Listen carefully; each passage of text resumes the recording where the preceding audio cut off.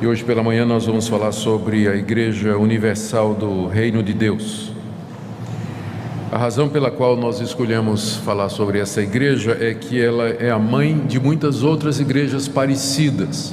Eu vou mostrar como algumas dessas igrejas populares hoje na televisão são filhas da Igreja Universal do Reino de Deus.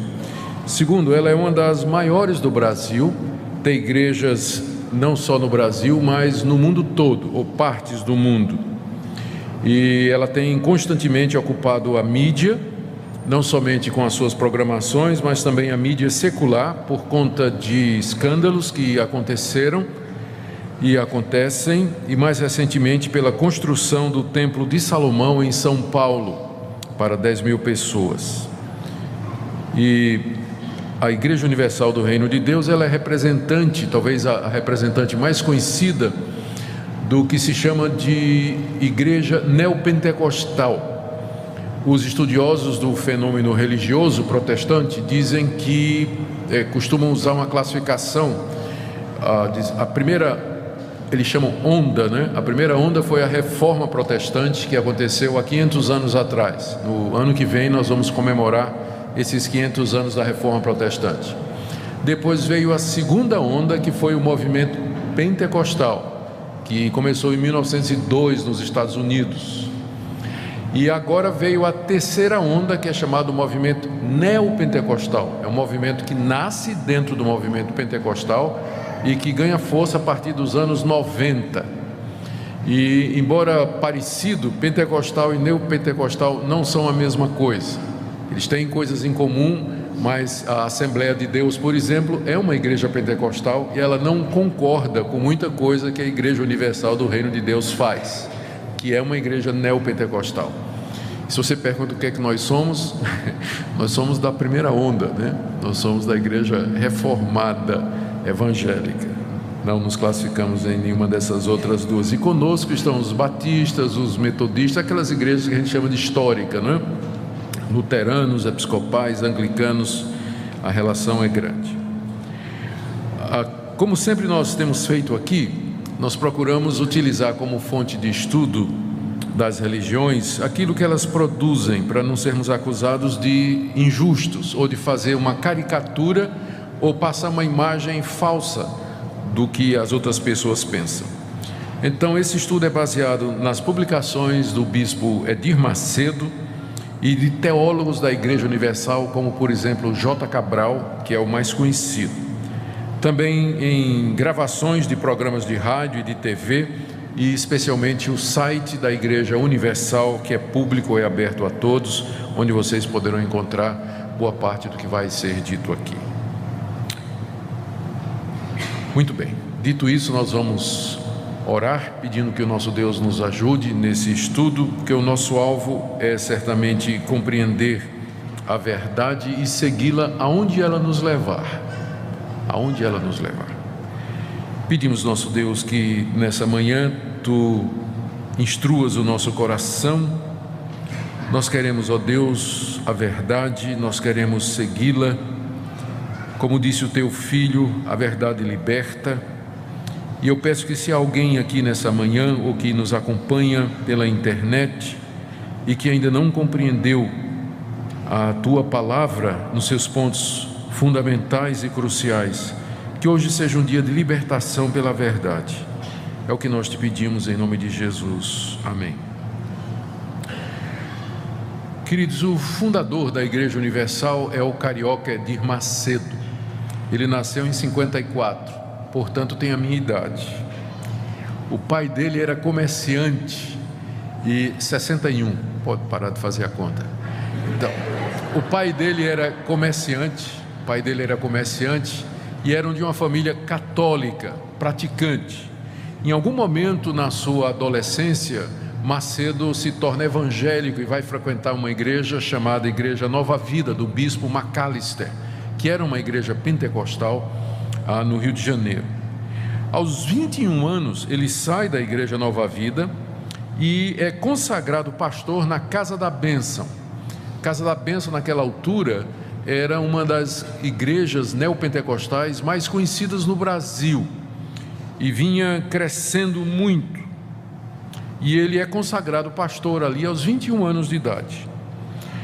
2 anos depois, aos 23, ele sai da Casa da Bênção.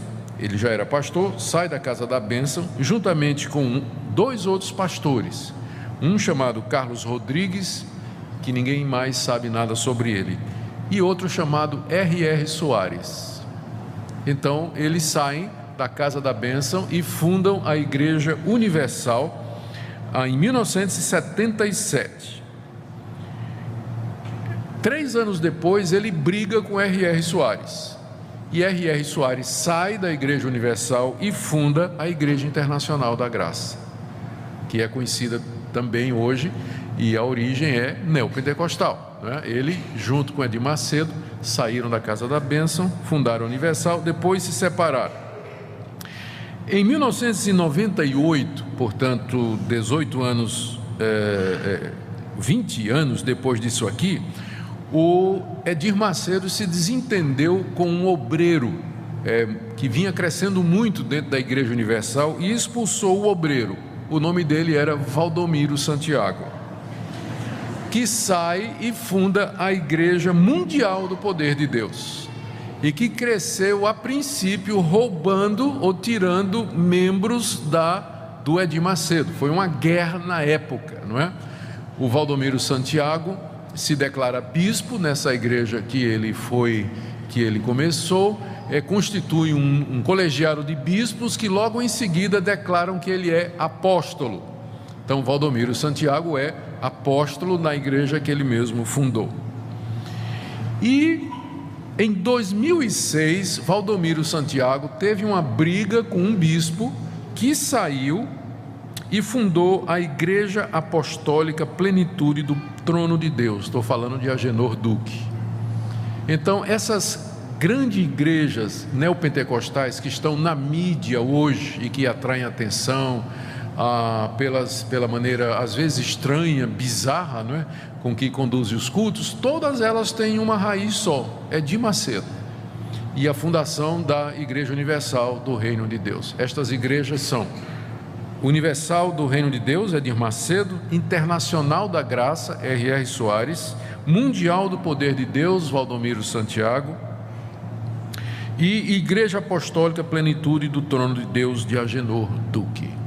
Essas são as igrejas que nós chamamos de neopentecostais, as mais conhecidas. Tem ramos, tem subdivisões, tem ramificações, mas o que eu vou falar sobre a Igreja Universal se aplica a todas essas igrejas. Então, o que se diz de uma se diz de outra. A Igreja Universal cresceu muito depois da sua fundação, levantou muita polêmica, inclusive na mídia secular, por conta das suas práticas, e investiu pesado na televisão. A Universal é proprietária da Rede Record, da Rede Mulher de Televisão, tem mais de 60 emissoras de rádio no Brasil, além de dezenas de empresas e empreendimentos dos mais variados tipos. Segundo alguns, é uma das empresas mais bem-sucedidas do Brasil. Em 2010, o IBGE disse que a Igreja Universal tinha perto de 2 milhões de membros. Isso em 2010, que foi o último censo religioso que a gente tem disponível. Só que com relação ao penúltimo censo, que foi em 2000, a Universal perdeu membros. Em 2000, ela tinha cerca de 3 milhões de membros. E agora, depois de 10 anos, ela vem caindo, embora por conta de todas essas divisões e ramificações e também exposição pública, ainda assim ela é uma das grandes igrejas neopentecostais no Brasil, ficando atrás entre as igrejas pentecostais da Assembleia de Deus e da Igreja Quadrangular, mas ela tem, por conta da mídia, um impacto muito grande no Brasil. Ela também tem uma atuação muito grande na política, elegeu dezenas de vereadores, deputados e um senador da República, que é Marcelo Crivella, a ponto de que quando teve a inauguração do Templo de Salomão, em 2014, em São Paulo, Dilma Rousseff estava presente. na cerimônia, porque ela percebe o poder político de barganha que essa igreja tem. Ela tem muitos vereadores, deputados, senador, então ela se articula politicamente e é conhecida pelo voto de cabresto, né? Quando está chegando a eleição, o bispo diz: vocês vão votar em tanto, e aí tem 2 milhões de votos garantido para aquela pessoa que o bispo disser que tem que ser a pessoa que vai ser votada. Então ela é bem disputada pelos políticos, né, que procuram, que falam nos seus púlpitos e frequentam suas reuniões na busca do voto desse pessoal. Muito bem, vamos ver algumas doutrinas e práticas da igreja. À medida que eu vou falando, eu vou fazendo alguma análise crítica também.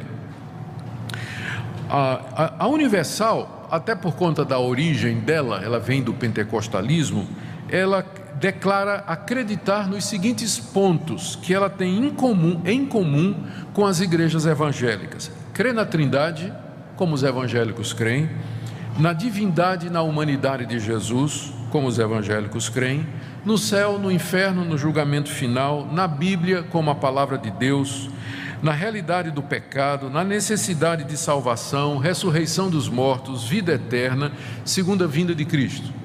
Então, se você for olhar isso aqui, você vai dizer: a Igreja Universal é uma igreja evangélica, porque ela acredita nessas coisas, como os evangélicos também acreditam. Mas ela, além disso, ela acredita naquilo que as igrejas pentecostais acreditam. Por exemplo, a crença no batismo com o Espírito Santo como sendo uma segunda bênção, alguma coisa que acontece depois da conversão; a prática das línguas estranhas durante os cultos e, particularmente, a cura divina. Então, essas 3 coisas a Igreja Universal compartilha com as igrejas pentecostais. Mas ela tem também aquelas práticas que são as mais importantes e que colocam essa igreja dentro do grupo das igrejas neopentecostais, que é a teologia da prosperidade, os ministérios de libertação de pessoas oprimidas por demônios e a utilização de objetos ungidos no culto. Então isso é feito pela Deus é Amor, Casa da Bênção, Brasil para Cristo, que são as primeiras igrejas neopentecostais no Brasil. Como Edir Macedo veio de lá, ele preserva todas estas coisas, com a diferença de que ele levou tudo isso para a mídia. A Casa da Bênção, por exemplo, Deus é Amor e Brasil para Cristo, eles não gostam de mídia, de televisão, de rádio, não, rádio sim, mas televisão não. Mas Edir Macedo levou tudo isso ao público quando ele investiu pesado em televisão. Então, a Igreja Universal, ela é uma igreja neopentecostal com todas essas crenças e práticas. Vamos tentar agora fazer uma análise crítica daquilo que ela acredita e fazer uma comparação com a convicção das igrejas da Reforma Protestante, nas quais nós nos incluímos.